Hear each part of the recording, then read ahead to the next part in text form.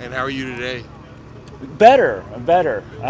Considering what happened, I feel very I mean, it's a lot of gratitude that it wasn't worse. What's the prognosis as far as the rehab? I mean, well, we got the best training staff in the league, but they are savages, and so they're working to get range of motion right now. And so Now and Troy are both very tough on me right now with that. And so the whole group's been awesome. Dr. Yagnik and Uribe, they've been. It's a blessing to work for the Dolphins to have such first-class care. Does it show your players how tough you are? Heck no. Those guys go through way more than I do.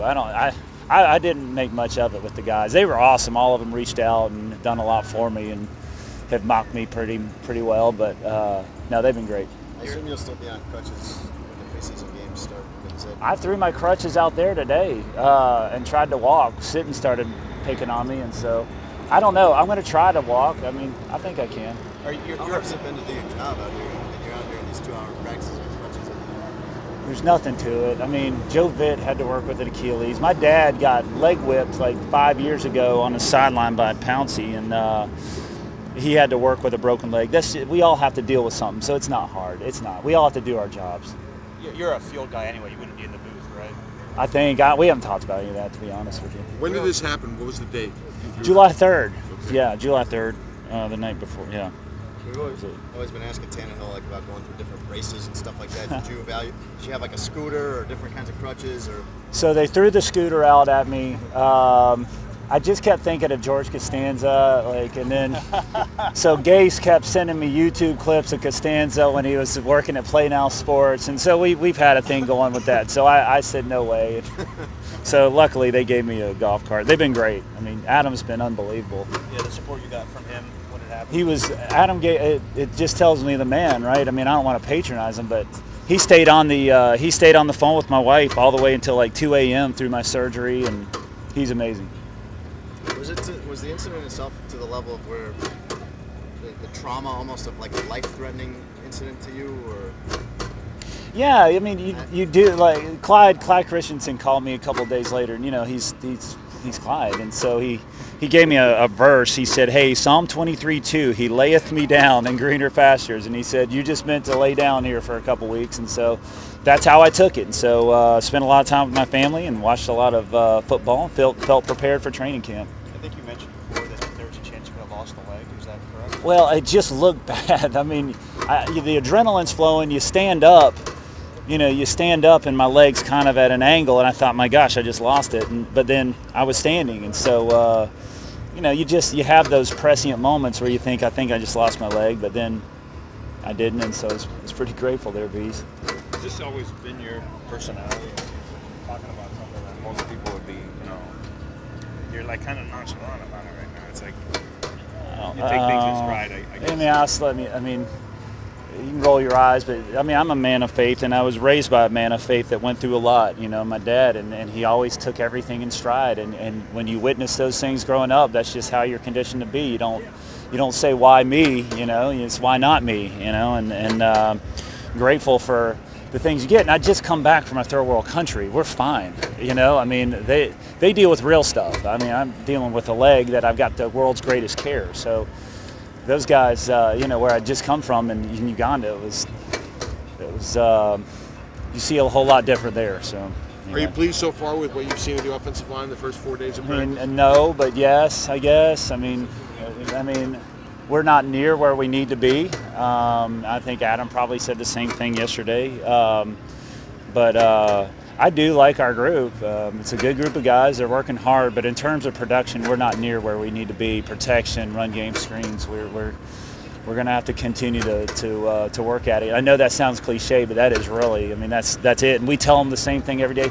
And those guys should be saying those things to you as well. We're not near where we need to be. And I know Kasirk just said that about his group, and I thought, really, they look fantastic. But Coach, can you elaborate more on the work that you've done in Africa, and when did that start, and what have you guys been doing over there? Oh yeah, sure.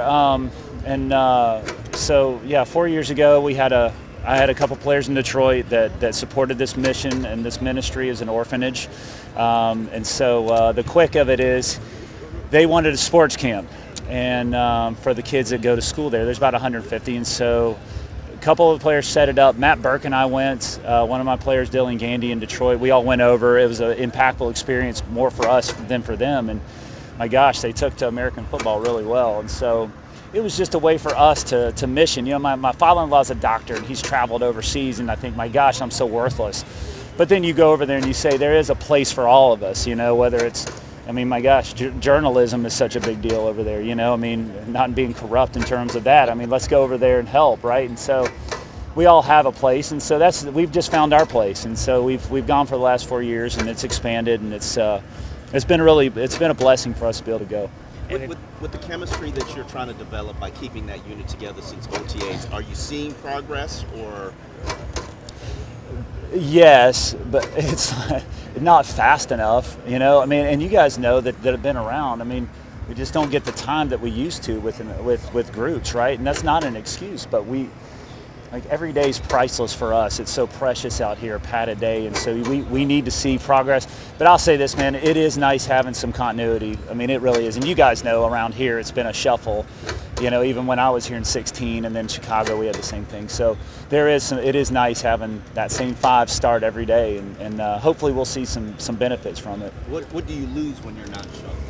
Well, listen, something always happens, right? I mean, what is that, Murphy's Law? I mean, it's always going to happen, right? And so you do have to get guys in there, and so we do have to stay mindful of that, of getting guys in non-traditional spots. I mean, in Chicago last year, I had 2 guards that had never played guard before, you know, like Tom Compton and Bradley Soul, and then you've had it here, too, where you had Steen, Urbic, you know, you had Sam play. I mean, you had all these guys playing different spots, so they need to get valuable reps in that as well. So you do lose that, but we have to stay mindful with that, with the rotation, which Adam does a good job with that. What do you want to see from Jesse Davis to make sure he takes that next step? I mean,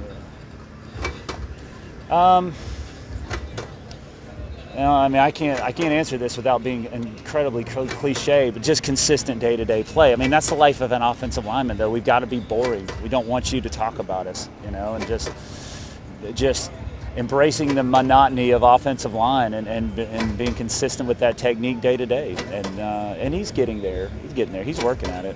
And the guys, talking to the guys, you use the word forge a lot when you talk to them. What's that word mean to you? What message do you want that to send to your guys? Oh, the forged. Well, you'd have to ask more of Coach Gase. That's been a really cool message. I've enjoyed that. I haven't worn the T-shirt yet, but I think it's just I think it's building relationships and connection through work, and I think a lot of that is authenticity, which is hard to find in the NFL, and that's what I really enjoy about our team. Is there's a lot of genuine, authentic guys that speak their mind, sometimes to their detriment, but I think those things are going to forge a real team, not just some of this, you know, fake stuff you see in the NFL. You know, I mean, I think it can be real and authentic, and so I think that's the message of that. With Tunsil, is there anything you guys are trying to do to kind of to rebuild his confidence, to get him out there playing with some swagger and kind of a nasty demeanor?